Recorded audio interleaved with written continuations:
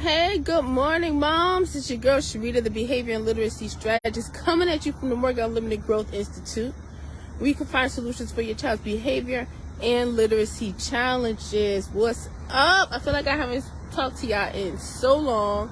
I actually did a video for y'all yesterday, an encouraging video to encourage y'all to keep going, don't give up, trust in yourself. Okay, and I had a lot of stuff to talk to y'all about. It was an 11-minute video, and for the life of me, I couldn't upload it to Facebook. I tried 3 times and it just would not load. So I'm going to keep going today to see what's going on, because I got more time today. Kids are in school, you know. We are actually all recovering from being sick. I was sick, my husband was sick. He's still coughing. That's because he was still going to work and he was to take care of himself. Though we was taking care of him at home, me and the girls. Maya got sick, and Jazzy got a little sniffles too. But the kids did way better than we did. Okay, so we're getting ourselves together. So I'm gonna see today. I'm gonna work on it today to get that video uploaded for y'all. If you're in my email list, you got the video last night. I emailed it to you. Okay.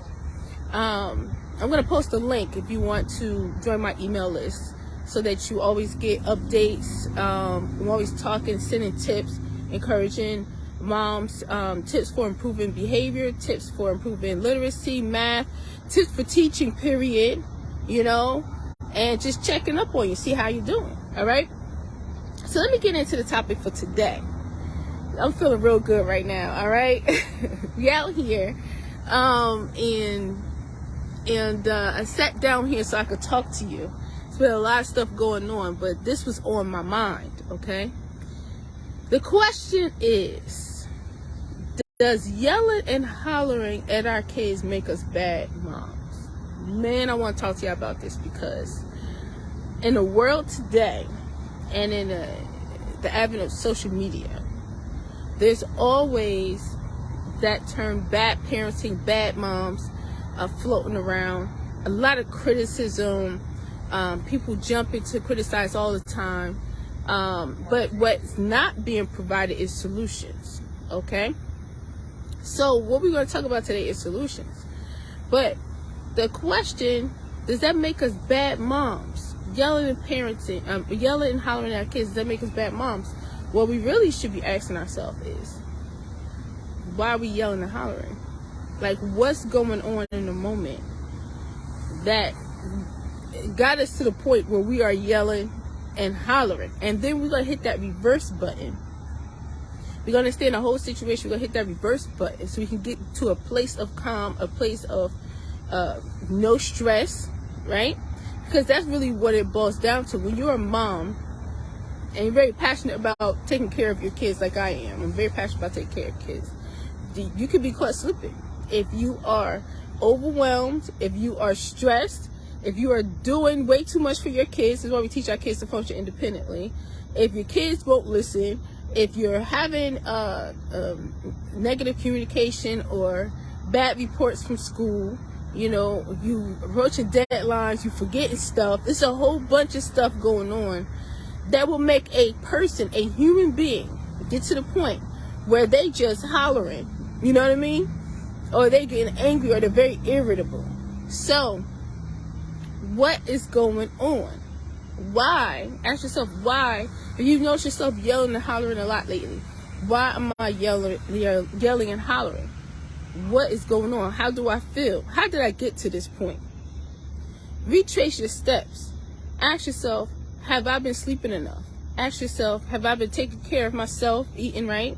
Ask yourself, have I been drinking enough water? Ask yourself, do I exercise?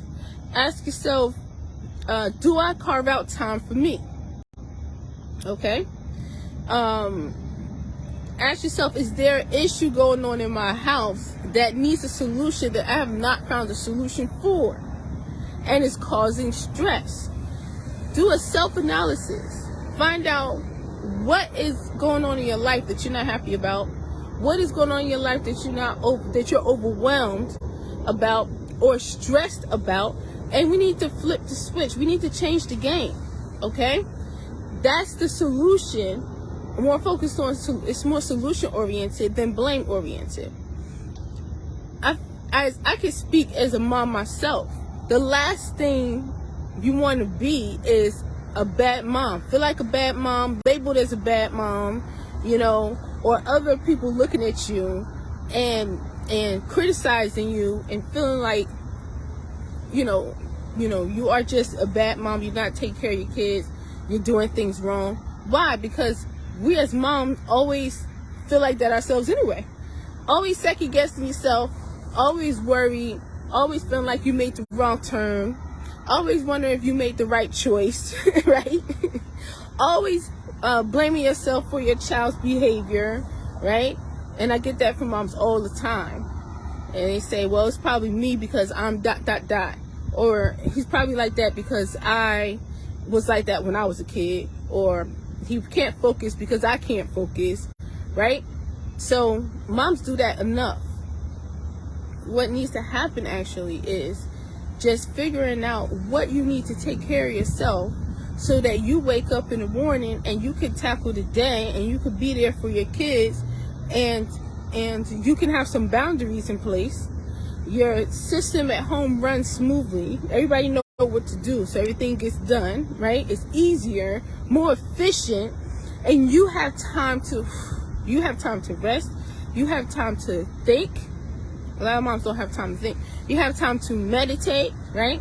Now I'm saying this from personal experience. I was that mom who I really didn't take care of myself. I would wake up in the morning and the first thing I would do, even before going to the bathroom, I would head to my daughter's room and I would get her up for school and I would wrestle with her in the morning, for her to get dressed. Everything was a big to do, you know what I mean? Until I realized that she had to learn how to do things on her own in the morning and be responsible for them. Me and my husband did everything for my oldest daughter, okay? So that was my morning. My morning was getting up, trying to get her from A to B to B, C to D to E to F, you know what I mean? And to get her out to school. By the time that's done, I'm exhausted and I did not even take care of myself. And then when it was time for her to come home, same thing, right? And I didn't take care of myself. And what did I do in the middle? There's a period of time, I used to work at Equipment Street School in Newark, and I also worked another bee. These bees love me. It must be my oil. I make my own oils and put what I want in it for me, okay? I make my own moisturizer for me, okay, instead of buying stuff.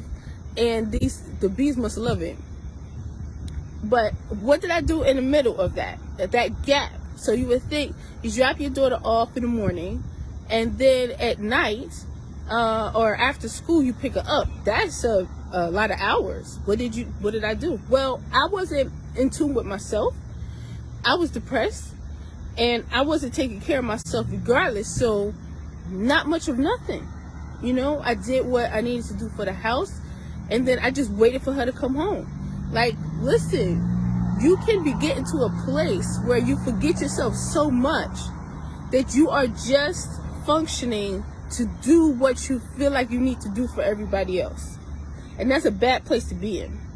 When I was working as a mental health specialist, and that was when my daughter was really, really, really, really, really young, before I got into my depression. When I was a teacher, though, I was working and I felt good. I loved teaching. But I still didn't take time for myself. I'll get up in the morning. I was rushing to get my daughter ready. I was rushing to get myself ready to get to work on time. And then I was like stumbling throughout the day. And then at the end of the day, it was time to go home. And when we got in the house, it was, what does my daughter need? What do I need to do? What do I need to do? What do I need to do? What do I need to do? Then it was time for her to go to bed. Then I had to wrestle for her to go to bed. You know what I mean? And there was no time for me. And there's no time for my husband even because I was all my time was dedicated towards work and towards my daughter, okay? But then when I decided to pull myself out of my depression, I started to write down all the things and I tell my moms this when I start working with them, when we do the consultation, the first meet, actually, write down 10 things that you've been wanting to do for a long time for yourself, that has nothing to do with the kids, nothing to do with work, nothing to do with your husband, your significant other. Write them down and hang them up, and look at it every day until your feet start moving. When your brain is, and your thoughts and your thinking are constantly oriented towards taking care of everybody else, you lose yourself and you forget about yourself. And the only way that I found to bring yourself back is to put it front and center. Write it down, put it up. Oh yeah, that's right. I remember that girl, Sharita. I remember what she used to love to do, and what she wanted to do, what she wanted to accomplish, and what she wanted to. The way I am now is totally different than where I was at that point. I had such a hard time doing anything for myself. Even drinking a cup of tea, I tell y'all about this, was something that I longed to do, but I would stop myself from doing it because I made myself so unimportant, right? That even the smallest thing I felt was I should not be doing. I should be focusing on taking care of everybody else, right? So here's the thing. When you have, hello, Miss Denise, welcome. Good morning. We're talking about this yelling and hollering that our kids make us bad moms, okay? I'm talking about what we have. If you're not taking care of yourself, and if you devote your whole life to your kids, and you don't have no space to think, and you have no space to do what Denise loves, right? Then it's very easy to get into a space, and then if you're dealing with your child and things are not going right, maybe you have some behavior problems, maybe they have some learning issues, or maybe they are functioning below grade level, or maybe they're smart but they just won't do the work, you get calls from school, all this other stuff. How are you expected to handle that with grace and not ever blow your top, not ever yell, not ever, go over the top, if you are not taking care of yourself, right? This is my question. Denise, this morning, Queen sending blessings, favor, prosperity, peace, love, and happiness to you and your family. Thank you so much. Thank you so much. You as well. I appreciate you. So I'm talking about my journey as a mom as well this morning. Okay? So the question is, when you're feeling guilty, when you get to that point when you start howling and screaming, right? Howling, screaming, cussing, whatever it is. Ask yourself what's going on in that moment. Ask yourself, have I been taking care of myself? Because something your child might be doing might not be a big deal in a moment. But if you haven't been taking care of yourself and you're not feeling good, you're not going to be able to survive, okay? And you may be going off because it's just too much. Or maybe you've been dealing with the same thing over and over. Or maybe you've been saying the same thing over and over and it's not working. This feels like this is not a solution. It's much easier to deal with it, to see it for what it is, and to find a solution and focus on growth if you yourself are taking care of yourself. So don't lose yourself. When people are yelling and hollering and everything, they're stressed. Period. Not just moms. Every mom needs awareness, like to become aware when they get to the point where they're yelling and screaming and cussing and everything. Every mom needs that when I get to this point, to be able to stop and refocus and then have a de-stress plan. Okay, I tell you, this week, I told y'all I was sick this past week. Okay, I was sick and I didn't have that much energy, and little Maya, she took that as an opportunity, because kids will do that, to ask for something. If I say no, she want to whine about it. She want to keep asking. So I had to get creative in a moment. Do I keep saying no to the point where now I'm yelling and I'm aggravated because I don't feel good, because that's my fault? I did not get enough rest. I wasn't resting enough. I realized my eating was off. You know what I mean? I wasn't drinking enough water. This is part of my de-stress plan. If I get to a point where I'm not feeling good, I know, I go back and say, have I been doing X, Y, Z? Have I been eating right? Have I been getting enough greens? Have I been getting enough nutrients? Have I been drinking enough water? Have I been resting? Have I been meditating? Have I been exercising? That's my checklist. You need someone for you that's customized for you. So I can keep, because she was going in, and I can keep going in with her and keep telling her no, and then the next time she comes, she tries to do the same thing. Next thing you know, I'm hollering and screaming. You know what I did? I had to get creative on the spot. I pretended there was another person in the room besides us, talking to me, and she was saying, Sharita, don't do it. Don't let her pull you in there. Now, you done said no. She heard you. She's just trying to get you to change your mind. She just going to keep asking you and telling you and asking you over and over and whining so that you can say, all right, fine, or you can get all frustrated and start yelling. Don't do it. Maya still needs to do what you told her to do, and that's it. So just tell her what you need her to do, and then that's it. Don't get frustrated. Don't get overwhelmed. Now, while I'm doing all this, Maya's watching me. Guess what she's doing? She stopped talking because she looking at this lady that I'm talking to, who's coaching me in the moment because I needed some help. Okay, I needed some help. Okay, and I kept I just talked every time she did it, and then when I finished, I looked at Maya and said, "Now, Maya," because that gave me the break from, the interaction that was really starting to stress me out. So I got that break, and I was able to collect myself. And I was like, now, Maya, I said, no, that's not what we're doing right now. What we're doing right now is, and then I told her exactly what we're doing right now. So this is what I need you to do, okay? And then by the time I got to her and did that, after I was talking to the lady in the room, okay? And sometimes I would even do, like, I would talk back and say, yeah, girl, because I don't feel good today. So this is a lot for me right now. Like, I'm tired. I don't feel good, And then the lady said, I know you don't feel good. That's why you're supposed to be resting today, okay? So just make sure Maya eat, make sure she okay, and then y'all go chill out on the couch, So I would do a whole conversation back and forth. Maya was just sitting there watching the whole thing, and then at the end, there's two things she'll do. She wouldn't keep pressing after that, because I had some help. It wasn't just me. She was zeroing in and she wouldn't keep pressing. And then also, the other thing I noticed is she would listen to what I'm telling her, what I direct her to do. Even if she didn't want to do her shoulder slump a little bit, but she know, game over, okay? I'm not in that hot zone anymore. I'm not in a hot zone where you keep pressing, I'm gonna just start hollering, or I'm gonna just give it to you so I don't have to hear it, right? That's what kids be doing. And then the other thing she would do, so she'll listen. The other thing she'll do is she'll stretch her arms out and give me a hug. And then I give her a big old hug, and then we walk over together.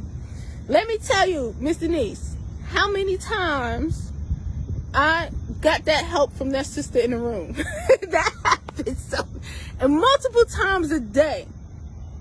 To the point where we was about to have class, and Maya's in my beginner's elementary group. We were about to have class, and then she was like, Mommy, is that lady gonna be talking to you while we in class? She asked me, is that lady gonna be talking to you while we in class? And another time she was like, can I talk to her? Let me talk to her. I was like, no, she here for me, honey. She here for me. We gonna be all right.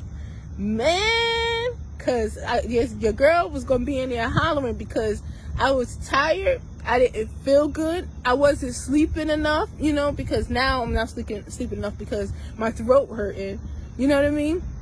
And I'm coughing, So when you got to be making your own self-care priority so you can prevent yourself from blowing your top and hollering and screaming. It's not just because people judge the after effect. They see you hollering, screaming at your kids, and then they're like, she's a bad mother, she handled this the wrong way. But they're looking at the whole picture. How is mom feeling? What has mom been dealing with?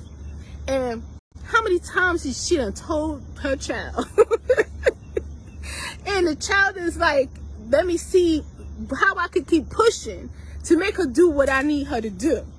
Now, when mom start hollering and yelling, they just say, that's a bad mom. She shouldn't have handled it. She should have handled this. She should have did it this way. Yeah, there's a lot of should-haves. But it's not just about what you want. All moms want to be calm, cool, calm, and collected and control the situation all the time. But we're human beings. So you got to take care of yourself in the moment, and you got to have a plan, any kind of plan. That was mine. Imagine the kids make up imaginary friends. I just made up imaginary friends. This sister in the room with me, we was in the kitchen talking, having a good old conversation, honey. All right? But you got to have something, a plan to de-stress yourself in a moment when things